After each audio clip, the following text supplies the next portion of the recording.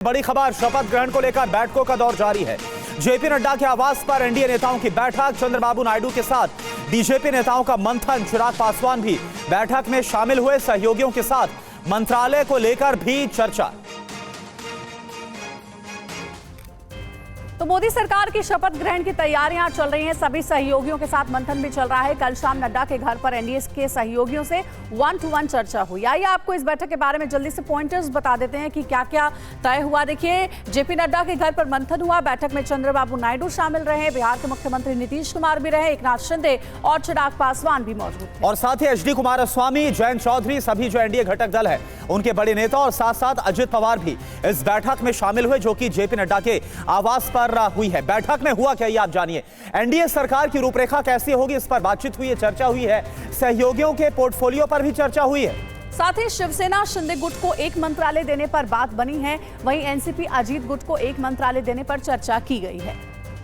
और चलिए अब आपको 4 तस्वीरें दिखाते हैं। पहली तस्वीर, पीएम मोदी एनडीए संसदीय दल की मीटिंग में नेता चुने गए, वो आप देखें। और उसके बाद एनडीए के सहयोगियों ने राष्ट्रपति से मिलकर सरकार बनाने का दावा पेश किया। नरेंद्र मोदी राष्ट्रपति से मिले और उसके बाद मोदी 3.0 सरकार की रूपरेखा तैयार करने के लिए नड्डा के आवास पर बैठकों का दौर चला, जहां पर सहयोगियों को पोर्टफोलियो पर मंथन भी किया गया। आमोद राय हमारे पॉलिटिकल एडिटर जुड़े हैं पूरी जानकारी के साथ। आमोद, कुछ पता चल पा रहा है क्या पोर्टफोलियो को लेकर, क्या हुआ है, क्या मंथन, किसको क्या मिल सकता है?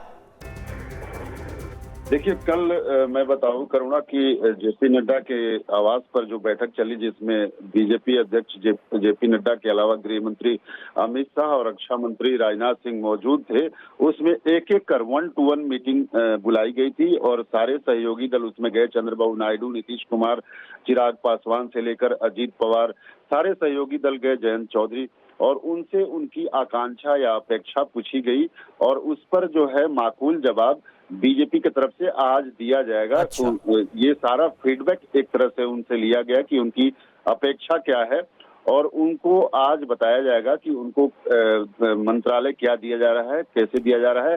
क्योंकि कल शपथ ग्रहण समारोह होना है, उससे पहले आज आखिरी दिन है, तो आज जो है प्रधानमंत्री से मशवरा देर रात हुई है। उसके बाद आज उन लोगों को फोन जाएगा और बताया जाएगा कि कितने सीट कौन कौन से। जी, यानी कि आज बीजेपी की तरफ से जो बात है, यानी कि फैसला है, वो सामने आ सकता है कि किसके पास क्या मंत्रालय जा सकता है, किसको क्या पोर्टफोलियो मिल सकता है। शुक्रिया आपका इस पूरी जानकारी के लिए। और अगली बड़ी खबर आपको बता दें, कल पीएम पद की शपथ लेंगे नरेंद्र मोदी। शाम 7:15 पर शपथ ग्रहण होगा, राष्ट्रपति भवन में होगा शपथ ग्रहण।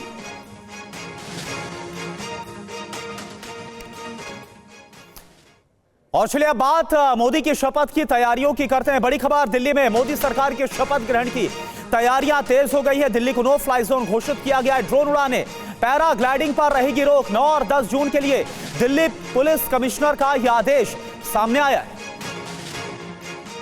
तो आपको बता दें कि कल शपथ ग्रहण समारोह होना है। 7:15 का वक्त तय किया गया, लेकिन इससे पहले ये तस्वीरें आप देखिए। तस्वीरें और साथ साथ तैयारियां इस वक्त आपके सामने, कैसे नो फ्लाई जोन को घोषित किया गया। चप्पे चप्पे पर चेकिंग हो रही है। ड्रोन उड़ाने, पैराग्लाइडिंग पर रोक रहेगी। 9 और 10 जून के लिए दिल्ली पुलिस कमिश्नर का यह आदेश सामने आया।